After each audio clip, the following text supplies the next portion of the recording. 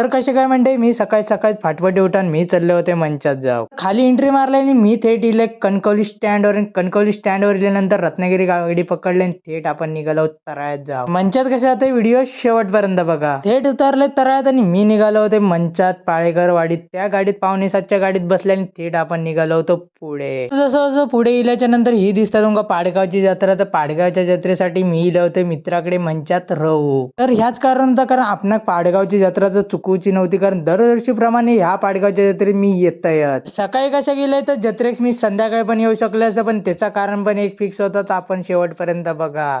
जशी मंचात तिथं ना गाडी निघाली होती मंचात जाऊ, तसं मी मंचाच्या बौद्धवाडीत उतरले आणि मी निघालो होते. कपडे बिपडे चेंज केल्यानंतर मी निघालो होते पोंबुर्ला बौद्धवाडीत जाऊ, कारण आपल्या डीके भाईने पोंबुर्ल्यात मॅची ठेवल्या नव्हते. ते पण क्रिकेटची स्पर्धा म्हणजे अंडरम बॉक्स क्रिकेट स्पर्धा आणि वयोमर्यादा 2008 होती. 2000 वयोमर्यादा 8 होती, पण मी त्याच्यात बसते तरी माका सर्कल बॉक्स क्रिकेट येणार नाही खेळाक, तर माझा काही विषयच नाही होतो. ह्याच्यासाठी इले होतो मी सकाळीच खेळाक. तर जसं जसं उद्घाटन केल्याच्या नंतर मी म्हणलं की एक ओव्हर टाकून बघूया. बॉल टाकल्याच्या नंतर एक पहिलंच विकेट घेतले, कारण त्याच्या अगोदरचे बॉल लागू नये, कारण त्याच्यात सगळे चौकार मारलेले होते. तर जसे जसे मॅच झाल्याच्या नंतर मी निघालो होते पाडगावच्या जत्रेत. तर तुमका पूर्ण व्हिडिओ बघूचो असतात पाडगावच्या जत्रेत, युट्यूब चॅनलवर जाऊन बघा. तर भेटूया दुसऱ्या ब्लॉग मध्ये. चला तर मग.